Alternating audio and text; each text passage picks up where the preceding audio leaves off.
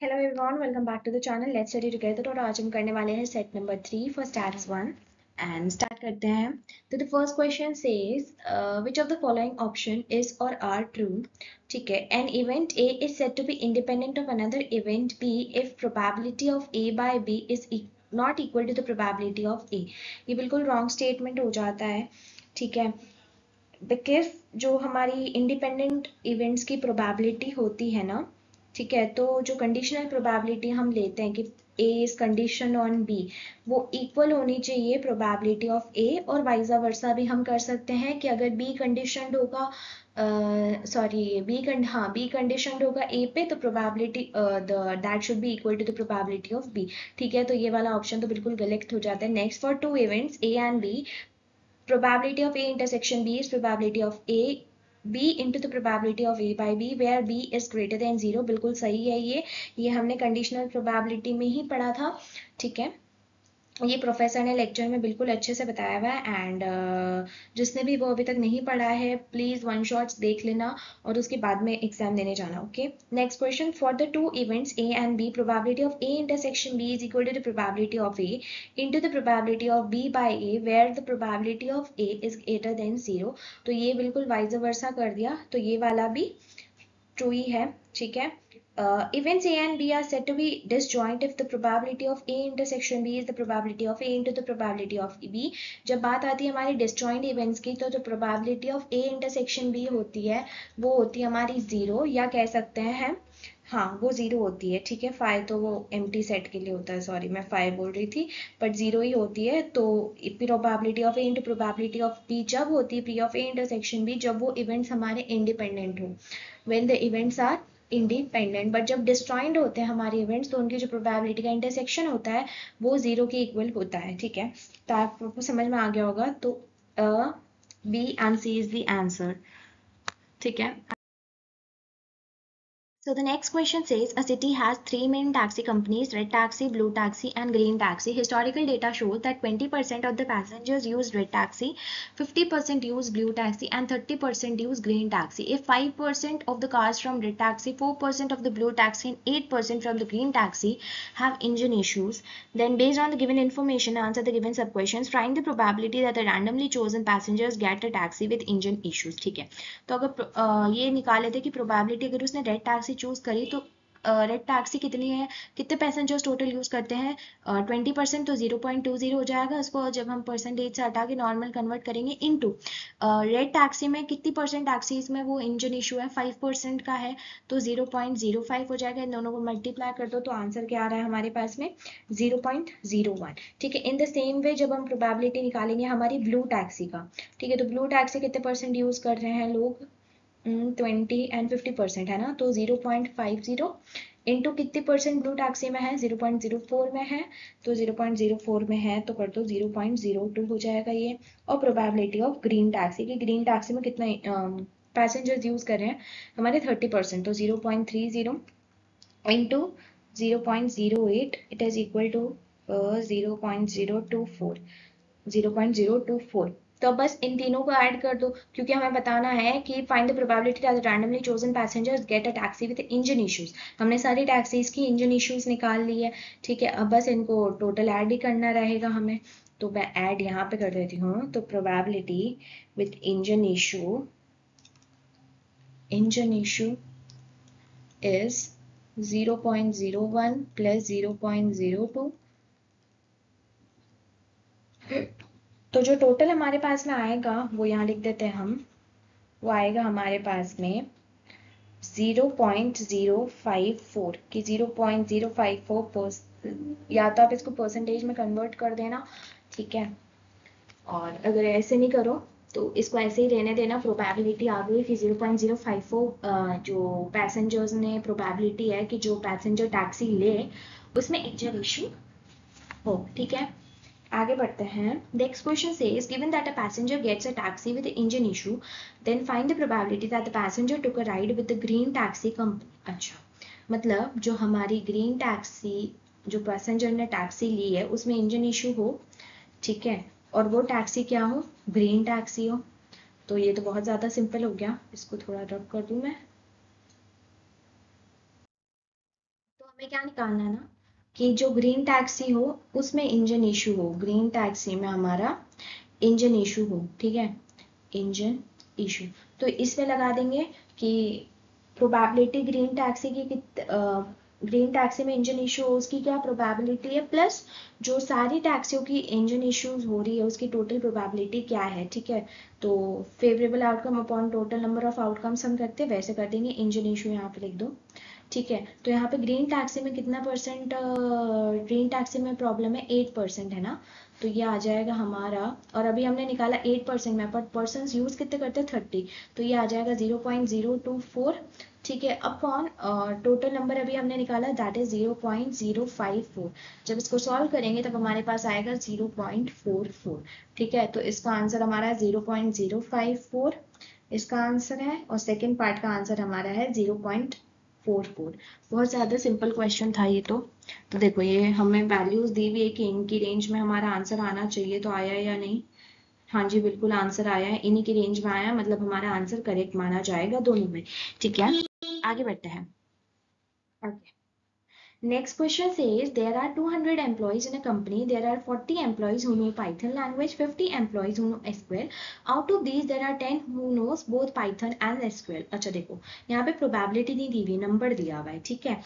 Okay, let even be the event that a randomly selected employee knows Python and E to be the event that the selected employee knows SQL. Based on the given information, answer the given sub-questions. Are the events 1 and 2 independent? The events are said to be independent when the probability of A intersection B, तो अब यहाँ पे E1 E2 है, तो probability of E1 intersection E2 should be equal to the probability of E1 into the probability of E2, ठीक है, उसकी probability की इक्वल होनी चाहिए। तो पहले हम इन तीनों की प्रोबेबिलिटी निकाल लेते हैं। देखो हमें सारी वैल्यूज दी हुई है तो प्रोबेबिलिटी निकालना कोई बड़ा खेल नहीं है, ठीक है, तो लेट्स डू इट। तो देखो प्रोबेबिलिटी ऑफ क्या निकालते हैं, E1 इंटरसेक्शन E2 निकाल देते हैं पहले, P1 इंटरसेक्शन E2, इसकी प्रोबेबिलिटी क्या आई, 10 who knows both Python and SQL, तो 10/200 कर दो, तो 10/200 क्या आ गई हमारी E1 इंटरसेक्शन E2। यहाँ पे हम E1 निकाल लेते हैं, प्रोबेबिलिटी ऑफ E1 क्या है 40, पाइथन लैंग्वेज जो जानते हैं इसने इवेंट डिफाइन भी किया हुआ है कि even be the event that the randomly selected employees knows Python, तो 40/200 इसकी हो गई, और एसक्यूएल की हो गई E2 that is nothing but 50 by, I am so sorry, 50/200, ठीक है। तो यहाँ देख लेते हैं, तो 10/200 इज इक्वल टू 40/200, यहाँ पे 400 लिख दिया मैंने गलती से, 40/200 इंटू 50/200, ये भी प्लस का समझना मल्टीप्लीकेशन है, ठीक है, मल्टीप्लाई, ठीक है डन। तो देखो इसको काटा पीटा कर लेते हैं थोड़ा, 4 1 जा 4 और 4 5 जा 20, ठीक है, 5 से भी कर देते हैं तो ये कैंसिल होके 4 5 1 जा 5 5 4 जा 20 होता है, तो ये 1/4 आया, ये 1/5 आया, ठीक है। तो ये आया हमारा 1/20, और यहाँ पे भी हमारा 1/20 आ रहा है, मतलब events E1 and E2 independent है, तो ये इस पे हमारा आंसर हो जाएगा, ठीक है। इसी का नेक्स्ट पार्ट बोलता है कि find the value of P of E1 union E2, तो इसका भी फॉर्मूला हमें पता है कि E1 union E2 is nothing but the probability of E1 plus the probability of E2 minus the probability of E1 intersection E2। सबकी हमें probabilities पता है, तो जस्ट वैल्यू में पुट कर देते हैं हम, तो let's do it.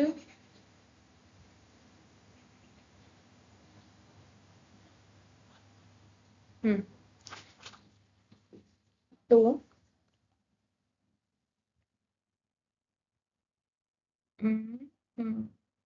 E1 union E2 की प्रोबेबिलिटी निकालनी है, तो देखो E1 हमारा 40/200 जब हम करेंगे तो हमारा आंसर बचेगा 0.2, यहाँ पे आ जाएगा 0.5, मैंने इसको पॉइंट में कन्वर्ट कर दिया है, ठीक है, क्योंकि यहाँ पे डेसिमल प्लेसेस लग रहा है, मतलब पॉइंट में इसको आंसर निकालना है तो पहले ही पॉइंट में, यहाँ पे 0.5 नहीं 0.25 माइनस 0.05 आएगी यहाँ पे आंसर।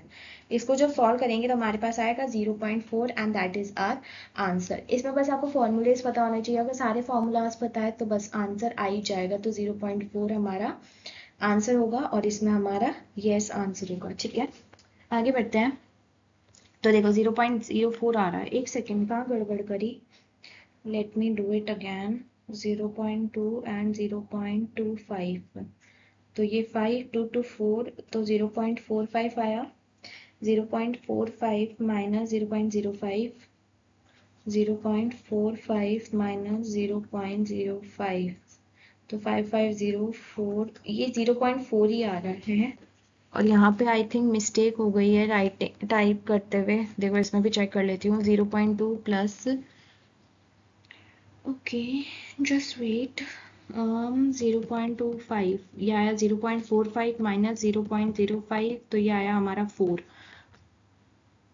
ठीक है। हाँ तो ये 0.4 ही होगा, मतलब ये टाइपिंग मिस्टेक हो गई है थोड़ी, आई एम सो सॉरी। ये आंसर मत देखना, ये गलत लिखा हुआ है, जो मैंने सॉल्व करके बताया वही आंसर है। तो यहाँ आंसर में बस एक 0 हटा दो, ठीक है, बाकी ये आंसर बिल्कुल सही है। 0.4 इज आंसर। आगे बढ़ते हैं। Okay, a committee of 7 members has to be formed from 9 men and 4 women. Based on the given information, answer the given sub-questions. In how many ways can be determined when the committee consists of exactly 3 women? मतलब हमें 3 तो women's लेनी ही लेनी है, तो 3 women's, तो 3 women out of 4, ठीक है। अब हमें 7 की बनानी है, तो मतलब 4 ही मैन आ सकते हैं, 4 men out of 9। तो बस इसका फॉर्मूला लगा लो, क्या हो जाएगा, 4C3, और ये हो जाएगा 9C4, ठीक है। तो बस यहाँ से आएगा हमारा 4, और यहाँ से आएगा हमारा 504, 126, 504 तो मल्टीप्लाई आएगा। हाँ तो अब इसको मल्टीप्लाई करोगे तब हमारे पास 504 आएगा, एंड दैट्स आवर आंसर। बहुत ज्यादा सिंपल था, ठीक है। In how many ways can this be done when the committee consist of at least 3 womens, मतलब कम से कम 3 वुमेन तो होनी चाहिए। तो इसमें हमारे पास सिर्फ 2 केस बन सकता है, कम से कम 3 मतलब 3 या 3 से ज्यादा। 3 से ज्यादा कितनी हो सकती है, एक और ज्यादा हो सकती है। तो पहला केस तो हमने देख लिया, तो वो उसमें टोटल कितना आया था, 504 वेज आए थे जब हमने 3 विमेन ली थी। अब हम 4 विमेन ले लेते हैं, तो 4C4 हो जाएगा, तो इसका आंसर 1 होगा। और फिर मेन कितने आएंगे, मेन आएंगे अब हमारे 3, तो 9C3 कर लो, ठीक है। 9C3 हमारा आएगा 84, तो 84 प्लस 504 कर दो, ठीक है। तो 504 प्लस 84, तो दैट इज 4488588, तो 588 हमारा आंसर हो जाएगा। ये बहुत ज्यादा सिंपल क्वेश्चन था भाई। Next question says, in a hockey team consisting of 11 players, each player shakes hand with every other player exactly once before the match begins. How many handshakes occur among the teammates? अच्छा, तो बता रहे हैं मतलब 11 players हैं, हर उस 11 players में से हमारे है ना 2 जने हाथ हैंड शेक कर रहे हैं, ठीक है। तो 2 जने हैंड शेक कर रहे हैं, ठीक है, 11 प्लेयर्स में से, तो 11C2 हो गया, ठीक है। तो 11C2 is nothing but 11 factorial upon 2 factorial upon 9 factorial. इसको जब सॉल्व करोगे तब आंसर हमारा 55 आएगा। ये भी बहुत सिंपल है, सिंपल सिंपल आ रहे हैं पेपर तो, ठीक है। Next, a box contains 3 white balls, 3 black balls, 4 red balls. In how many ways can 3 balls be drawn from the box if at least one ball is to be included into the, if at least one ball is included in the draw? अच्छा,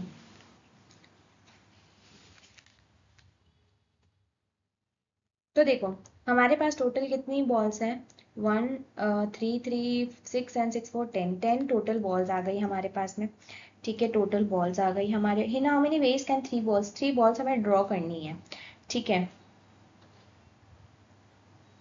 ठीक है। 3 balls हमें draw करनी है, तो इसकी जब मैं वेज निकाल लेती हूँ, टोटल नंबर ऑफ वेज, तो ये क्या हो जाएंगे ना, 3 बॉल्स हमें निकालनी है, तो इसका हो जाएगा 10C3, जो कि आएगा हमारे पास में 10 फैक्टोरियल 9897, 7 से केविन 7 का 10 9 90 98 720 720 बाई 6, तो आएगा 120। तो 120 वेज ये आएगा हमारे पास में, ठीक है। तो 120 वेज हमारे पास में ये आया कि जब हम 10 बॉल्स को निकाल रहे हैं, उसमें से जो हम 3 बॉल्स निकाल रहे हैं वो 120 वेज में निकल सकती है, ठीक है। फिर हम निकालते हैं, इसने बोला है विथ एटलीस्ट 1 रेड बॉल, तो तीनों रेड बॉल को हटाकर, हम 4 रेड बॉल्स है ना, तो चलो चारों रेड बॉल्स को हटाकर अब हम उसके वेज देख लेते हैं कि वो 3 बॉल्स कैसे आ सकती है।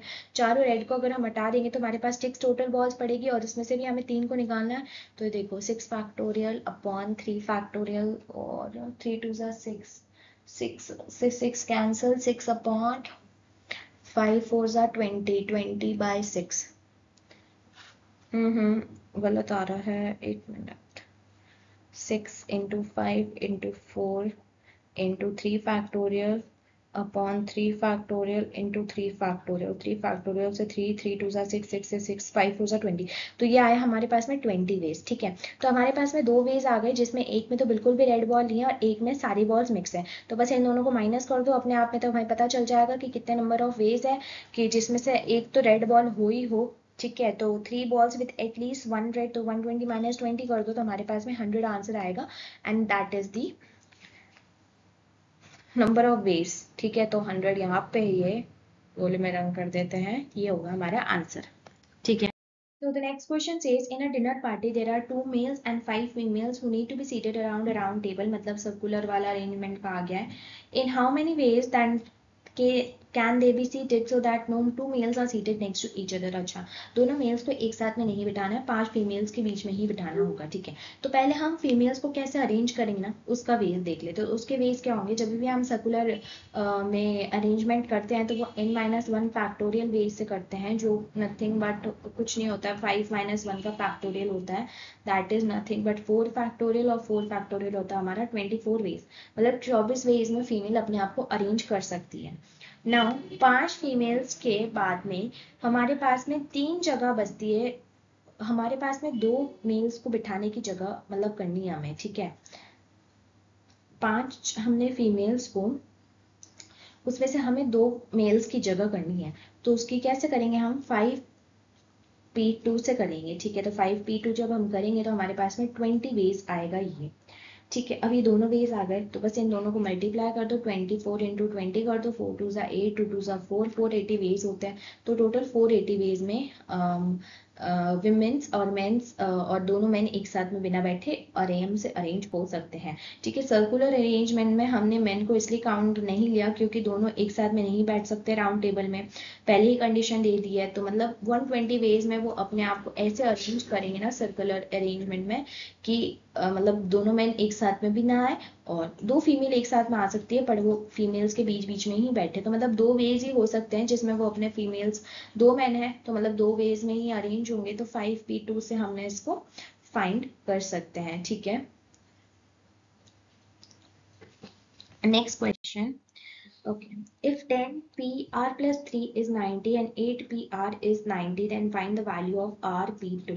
अच्छा, हमें rp2 की वैल्यू फाइंड करनी है। ठीक है, तो बस फॉर्मूला लगाओ, फॉर्मूला लगा के इजीली हो जाएगा। तो देखो 10rp3 का लगा लेते हैं हम, तो ये हो जाएगा 10 factorial upon 10 minus r plus 3 का फैक्टोरियल, 10 माइनस r प्लस 3 का फैक्टोरियल। ठीक है, into upon sorry upon 8 factorial upon 8 minus r का फैक्टोरियल। ठीक है, तो अब इससे जब हम और अच्छे से सॉल्व करेंगे तो देखो 10 फैक्टोरियल 10, अभी जब खुलेगा ब्रैकेट तो 10 माइनस आर माइनस 3 होगा, तो ये हो जाएगा 7 माइनस आर का फैक्टोरियल, और इसको हम ऊपर ले आते हैं तो ये बन जाएगा 8 माइनस आर का फैक्टोरियल अपॉन 8 फैक्टोरियल। अब हमने जब लेक्चर पढ़े थे तब उसमें मैम ने बताया था कि हम एक माइनस, बस एक माइनस कर करके लिख सकते हैं।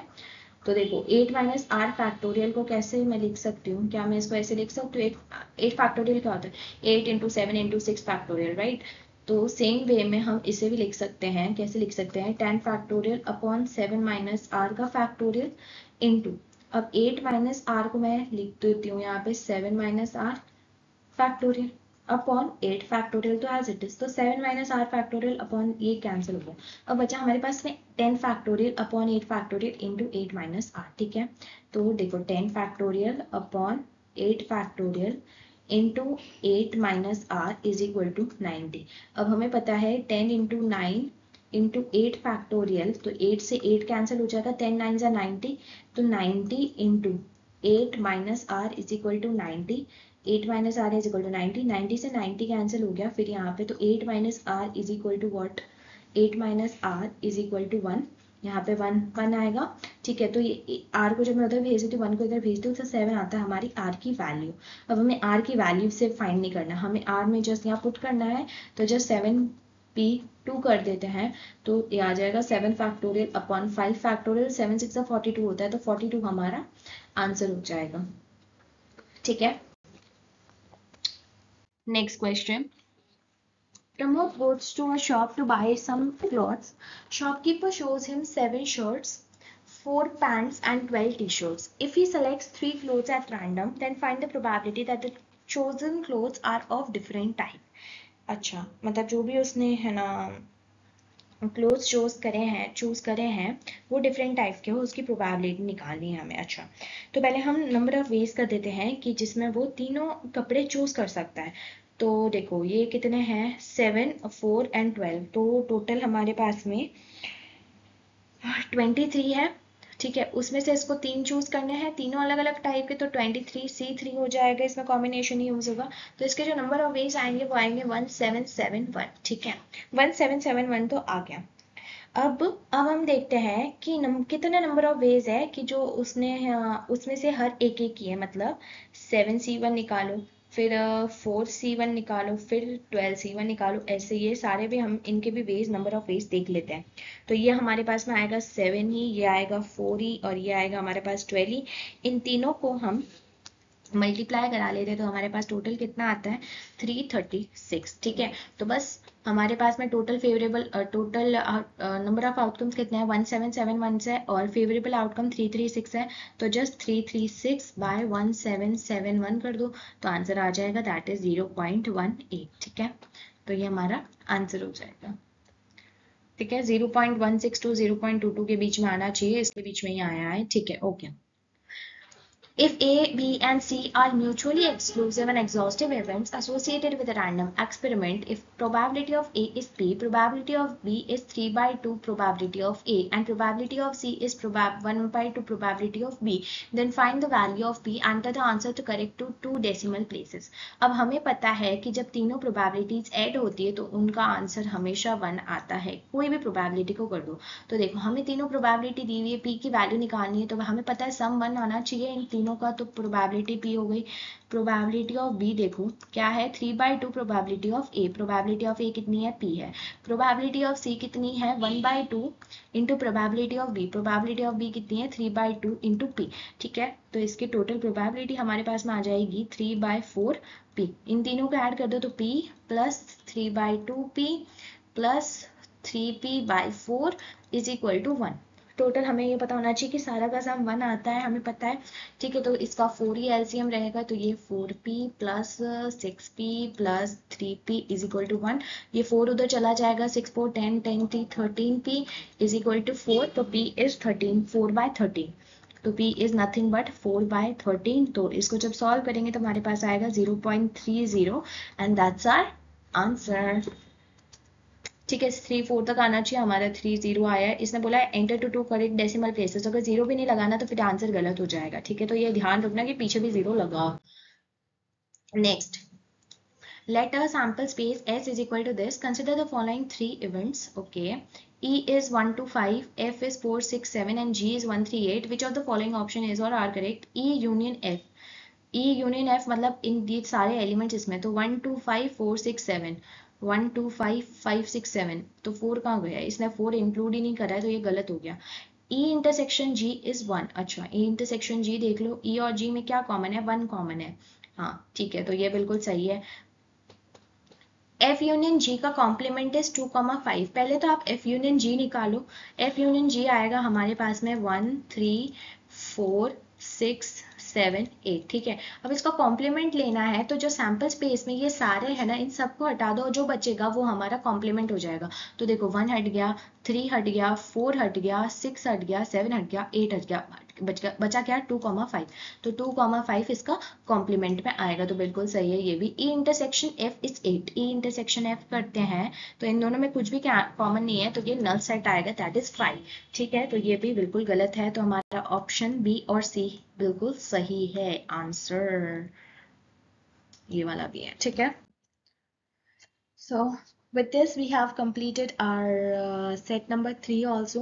I hope आपको बहुत अच्छे से समझ में आया होगा। कोई भी क्वेश्चन में डाउट अगर रहता है अभी भी, तो प्लीज़ आप मुझे मैसेज कर देना, मैं आपको रिप्लाई कर दूंगी। और अगर आपको सीटी के भी चाहिए तो मुझे टाइम पे बता देना, तो मैं बना दूंगी। अभी भी टाइम है, देखो आज मैं 12 को ये वीडियो बना रही हूँ तो मैं 12 को पोस्ट कर दूंगी। तो आप अगर 14 को भी देख रहे हो तो मुझे बता देना, ठीक है। तो मैं 15 तक ट्राई करूंगी कि मैं आपको सीटी का भी प्रोवाइड करवा दूँ, ठीक है। तो अच्छे से करिए सब, and all the best for your exam. Bye.